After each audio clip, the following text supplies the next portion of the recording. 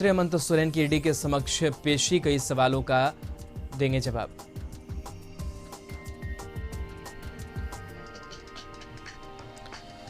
विपक्ष लगातार सरकार पर नियुक्ति घोटाले का आरोप लगा रहे हैं। नेता प्रतिपक्ष विजय सिन्हा ने आरोप लगाया कि जो नियुक्ति दी गई है वो पहले से ही नौकरी कर रहे हैं। विजय सिन्हा ने कहा कि यह नियुक्ति नहीं बल्कि प्रतिनियुक्ति है, सभी नियुक्ति पहले की है, वेबसाइट पर पूरी जानकारी है। महागठबंधन की सरकार झूठा आंकड़ा देने में लगी। विजय सिन्हा ने कहा कि इस मामले पर राज्यपाल से मुलाकात करेंगे और जरूरत पड़ी तो कानून राय भी लेंगे। लखनऊ के सीतापुर रोड के शिया पीजी कॉलेज परिसर में अल्पसंख्यक युवाओं के लिए विशेष रोजगार मेले का आयोजन किया गया, जहां 10वीं से लेकर स्नातक पास के लिए रोजगार मिलेगा। यहां 50 से अधिक कंपनियां 5000 नौकरियां मिलेंगी, जहां इंटरव्यू के जरिए उसी दिन चयनित उम्मीदवारों को नियुक्ति पत्र दिए जाएंगे। इस मेले में राज्य मंत्री दानिश अंसारी भी पहुंचे और जायजा लिया। इस दौरान उनके साथ मौलाना यासूब अब्बास समेत कई धर्मगुरु मौजूद रहे।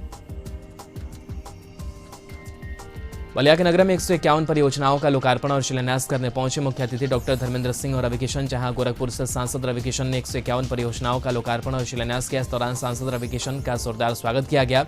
वहीं सांस्कृतिक कार्यक्रम का भी आयोजन हुआ।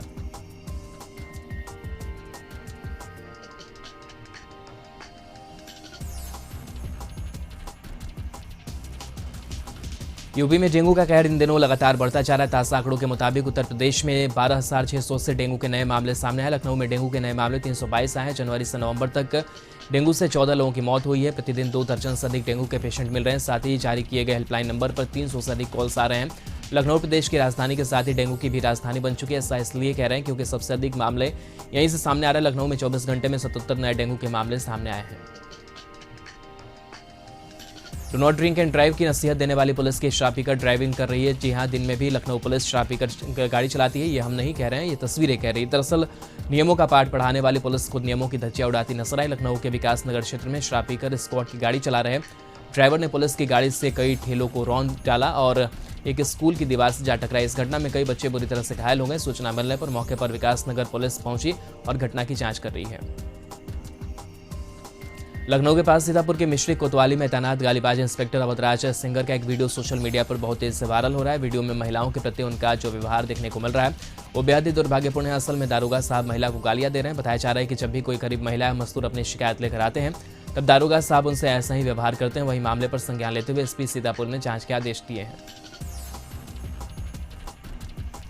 रांची के बुंडू नगर पंचायत कार्यालय परिसर में जनोपयोगी योजनाओं का शिलान्यास कंबल वितरण समारोह का आयोजन किया गया। समारोह में मुख्य अतिथि के रूप में विधायक विकास कुमार मुंडा उपस्थित थे। विधायक ने कुल 30 विकास योजनाओं का ऑनलाइन शिलान्यास किया। अधिकारियों ने बताया कि 30 योजनाओं की प्राकलित राशि 3,24,45,335 रुपए है। शिलान्यास की गई योजनाओं में रानी चुआ का सौंदर्यीकरण, रॉकी सिनेमा रोड और नाली निर्माण किया जाना शामिल है। लखनऊ में बड़े मंगल पर आलिम खान द्वारा भंडारा कराने पर कट्टरपंथियों ने जान से मारने की धमकी दी है। लोहिया वाहिनी प्रगतिशील समाजवादी पार्टी के प्रदेश अध्यक्ष मोहम्मद आलिम खान को जान से मारने की धमकी दी गई। हनुमानजी का भंडारा कराने पर हरियाणा के गैंगस्टर ने फोन पर जान से मारने की धमकी दी, जिसके बाद आलिम खान ने पुलिस से सुरक्षा की गुहार लगाई है। सरोजनी नगर थाने में शिकायत दर्ज कराई गई। पुलिस मामले की फिलहाल जांच कर रही है। कांग्रेस विधायक दल की बैठक मंत्री आलमगीर आलम के आवास पर की गई। बैठक में मंत्री बन्ना गुप्ता, कृषि मंत्री बादल पत्रलेख, विधायक प्रदीप यादव, विधायक अनूप सिंह, कांग्रेस प्रदेश अध्यक्ष राजेश ठाकुर भी शामिल हुए। वहीं विधायक अंबा प्रसाद, विधायक दीपिका पांडे, विधायक पूर्णिमा नीरज सिंह भी बैठक में मौजूद रहे। वहीं कांग्रेस विधायक के दल के नेता आलमगीर आलम ने बताया कि जनता ने हमें 5 साल के लिए राज्य दिया है, जनता के अनुरूप काम करेंगे।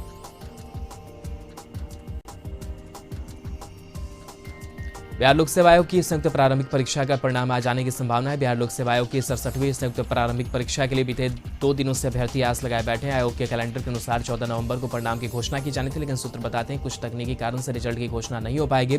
लेकिन आज रिजल्ट देर शाम तक घोषित किए जाने की संभावना है। इस रिजल्ट में रिक्तियों की संख्या से 14 गुना अधिक रिजल्ट दिया जाएगा। व्यक्तियों की संख्या 802 है। 11,200 लोगों का परिणाम आने की संभावना है। 400 के आसपास रिक्ति है। मुख्य परीक्षा 29 दिसंबर से होने की संभावना है, जबकि मार्च में मुख्य परीक्षा का परिणाम आने की संभावना है। पटना एयरपोर्ट पर 4 दिन पहले कस्टम विभाग की ओर से 3 लोगों के सोने के साथ गिरफ्तार किए जाने के मामले में बड़ा खुलासा हुआ है। गिरफ्तार लोगों के बारे में पूरी जानकारी राज्य पुलिस को दी गई है। जांच में चौंकाने वाले तथ्य सामने आए हैं।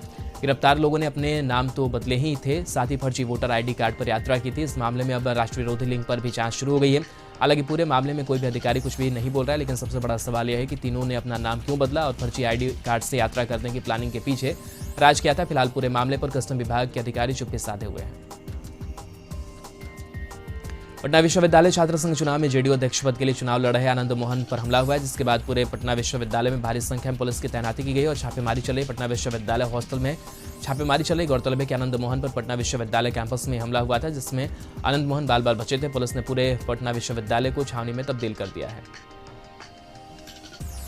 इलाहाबाद हाईकोर्ट की लखनऊ खंडपीठ ने योगी आदित्यनाथ के मुख्यमंत्री बने रहने पर सवाल खड़ी करने वाली एक रिट याचिका खारिज कर दी है। न्यायालय ने बेमतलब की याचिका दायर कर न्यायालय की कीमती समय बर्बाद करने पर याचिका पर 11,000 रुपये का जुर्माना भी लगाया। बता दें कि यह आदेश न्यायमूर्ति AR मसूदी और न्यायमूर्ति ओम प्रकाश शुक्ला की पीठ ने और डॉक्टर M इस्माइल फारूकी की याचिका पर सुनवाई की है। याचिका दाखिल कर याचिका ने CM योगी के खिलाफ याचिका दायर कर उनसे यह पूछने को कहा था कि वह किस अधिकार से 25 सितंबर 2022 के बाद मुख्यमंत्री का पद धारण किए हैं। रांची स्थित CM आवास पर मिलन समारोह का आयोजन किया गया। CM की मौजूदगी में RJD प्रदेश महासचिव विजय मेहता के साथ BJP नेता जयप्रकाश वर्मा और प्रदीप हाजरा भी जेएमएम में शामिल हुए। इस दौरान दर्जनों कार्यकर्ता ढोल नगाड़े के साथ पहुंचे और मिलन समारोह में शामिल हुए। CM हेमंत सोरेन ने जेएमएम की सदस्यता दिलाई। इस दौरान अपने संबोधन में CM हेमंत सोरेन विरोधियों पर जमकर बरसे। उन्होंने कहा कि लगातार राज्य में सरकार को अस्थिर करने की कोशिश की जा रही है, लेकिन राज्य की जनता हमारे साथ है, सभी को एक एक कर जवाब दिया जाएगा। वहीं CM हेमंत सोरेन ने कहा कि राज्य में पिछले 20 साल तक विकास नहीं हुआ है, लेकिन आज गाँव-गाँव में शिविर लगाकर सरकार पहुंच रही है। लोगों की समस्याओं का शिविर लगाकर समाधान किया जा रहा है। जेएमएम की सरकार जनभावनाओं को समझती है और राज्य के विकास के लिए काम कर रही है। सिंगापुर जाने से पहले RJD सुप्रीमो लालू प्रसाद यादव प्रदेश अध्यक्ष जगदानंद सिंह पर फैसला लेंगे। पार्टी के सूत्रों ने बताया कि इस संबंध में तेजस्वी प्रसाद यादव और नीतीश कुमार से लालू प्रसाद यादव की बातचीत हो रही है। सभी पेंडिंग फाइल निपटाकर वह सिंगापुर जाएंगे। गौरतलब है कि जगदानंद सिंह काफी दिनों से नाराज है और पार्टी कार्यालय नहीं आ रहे हैं। पार्टी के सूत्रों ने यह भी बताया है कि सिंगापुर जाने से पहले प्रदेश अध्यक्ष की जिम्मेदारी किसी और को देने पर भी विचार विमर्श चल रहा है। विपक्ष लगातार सरकार पर नियुक्ति घोटाले का आरोप लगा रहा है। नेता प्रतिपक्ष विजय सिन्हा ने आरोप लगाया है कि जो नियुक्ति दी गई है वो पहले से ही नौकरी कर रहे हैं। विजय सिन्हा ने कहा कि नियुक्ति नहीं बल्कि प्रतिनियुक्ति है।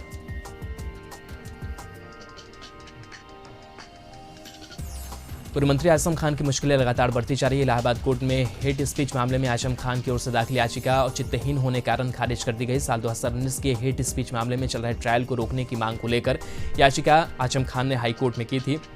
रामपुर के स्पेशल कोर्ट इस मामले में 27 अक्टूबर को ही फैसला सुनाते हुए आजम खान को दोषी ठहरा चुकी है। आजम खान को 3 साल की सजा सुनाई गई है। सजा के आधार पर आजम खान की विधानसभा की सदस्यता रद्द कर दी गई है। रामपुर सीट पर अब उपचुनाव हो रहा है। ट्रायल कोर्ट का फैसला आ जाने की वजह से आजम खान की याचिका औचित्यहीन हो गई थी। रामपुर से बीजेपी उम्मीदवार आकाश सक्सेना ने आजम खान का नाम वोटर लिस्ट में काटने के लिए पत्र लिखा है। आकाश सक्सेना ने निर्वाचक रजिस्ट्रेशन अधिकारी को पत्र लिखकर आजम खान का नाम वोटर लिस्ट से काटने की मांग की गई है। आरपी के हवाले देते हुए आजम खान को वोट देने के अधिकारी से वंचित करने की मांग की। बीजेपी विधायक सीपी सिंह ने CM हेमंत सोरेन पर जमकर निशाना साधा। उन्होंने कहा कि ईडी की पूछताछ पर रांची में यूपीए कार्यकर्ताओं का महाजुटान हो रहा है, जो कि सही नहीं है। सरसा में कांग्रेस के नागरिक अभिनंदन समारोह में शिरकत करने के लिए पंचायती राज विभाग सह सहरसा प्रभारी मंत्री मुरारी गौतम प्रसाद पहुंचे, जहां महागठबंधन के नेता और कार्यकर्ताओं ने गर्मजोशी के साथ फूलमाला पहनाकर उनका भव्य स्वागत किया। इस दौरान कांग्रेस के वरिष्ठ नेता तारानंद सादा और जिला परिषद उपाध्यक्ष RJD नेता के साथ साथ महागठबंधन के कई नेता और कार्यकर्ता मौजूद थे। मंत्री मुरारी प्रसाद गौतम ने अपने संबोधन के दौरान महागठबंधन के नेता और कार्यकर्ताओं में जोश भरते हुए कहा कि सरसा के प्रभारी मंत्री होने के नाते हम आप सब लोगों को यकीन दिलाना चाहता हूं कि जिले के जितने भी महागठबंधन के लोग हैं उन्हें किसी भी परेशानियों का सामना नहीं करना पड़ेगा। सभी परेशानियों से हम निपटने के लिए तैयार हैं। बीजेपी के आरोपों पर RJD ने पलटवार किया। प्रवक्ता शक्ति यादव ने कहा कि 10 लाख रोजगार देने के वादे को हम पूरा कर रहे हैं, इसलिए बीजेपी की छाती पट रही है। बीजेपी नौकरी गरीब विरोधी, जितना चिल्लाना है चिल्लाए, बिहार आगे बढ़ता रहेगा।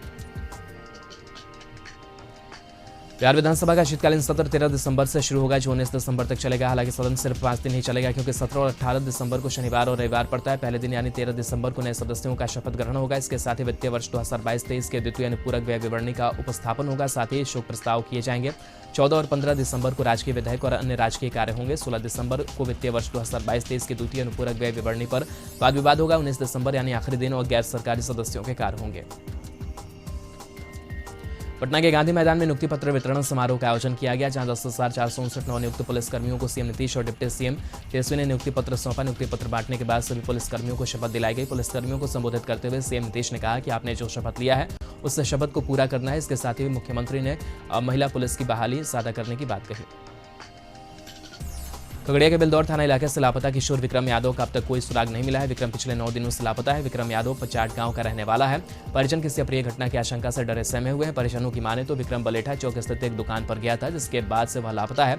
परिजन ने कहा कि विक्रम के सकुशल बरामदगी को लेकर थाने में आवेदन दिए गए हैं, लेकिन पुलिस मामले को गंभीरता से नहीं ले रही है। हालांकि बेलदौर थानाध्यक्ष पंकज प्रकाश ने कहा कि मामले में 4 लोगों के खिलाफ केस दर्ज कर लिया गया है। पुलिस मामले की जांच कर रही है।